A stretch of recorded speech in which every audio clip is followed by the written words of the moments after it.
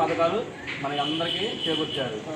ఎన్టీఆర్ భరోసా పెన్షన్లు 2000 ఇచ్చే పెన్షన్ 4000 చేశారు. మీకు పెన్షన్ వస్తుందా లేదా? ఎంత వస్తున్నాయి?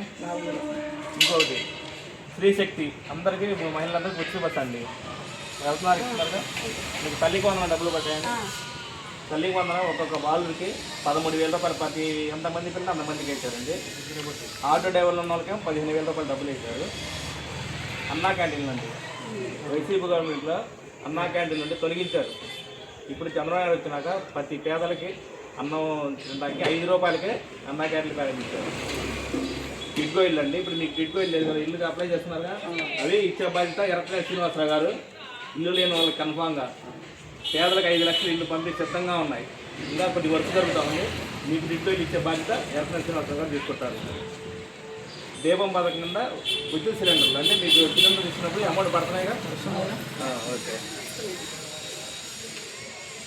గీత కార్మికులు అంటే కళ్ళు గీత కార్మికులకి వాళ్ళకి మద్యం షాపులు కానీ ఏమంటే వాళ్ళకి హెల్ప్ వాళ్ళు చేస్తున్నారు. వడ్డర్లకే మైనింగ్ అంటే మన అప్పలస్తులు ఇలా తెలుగుదేశం పార్టీ వచ్చిన కానీ అన్ని సంక్షేమ పథకాలు చేస్తుంది. మొన్న మెగా డిఎస్సీ ద్వారా 6,000 పోస్టులు పోలీస్ పోస్టులు, 16,000 టీచర్ పోస్టులు అన్న. మళ్ళీ డిసెంబర్లో డిఎస్సీ వదులుతారు. ఇలా రైతులకు కానీ పాస్ పుస్తకాలు ఉన్నాయి కదా, అంతకుముందు పాస్ పుస్తకాలుగా జగన్మోహన్ రెడ్డి బొమ్మ ఉండేది. ఇప్పుడు రాజముద్ర బొమ్మ మన గవర్నమెంట్ సింబలే ఉంటుంది.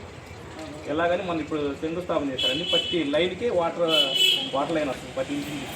అది కూడా త్వరలో ఈ 2 నెలల్లో స్టార్ట్ చేస్తారు. ఈ సిమెంట్ రోడ్ కూడా ఆల్రెడీ పెట్టున్నారండి. ఈ రోజు కూడా సిమెంట్ రోడ్ పెట్టున్నారు. ఇది కూడా చేస్తారండి.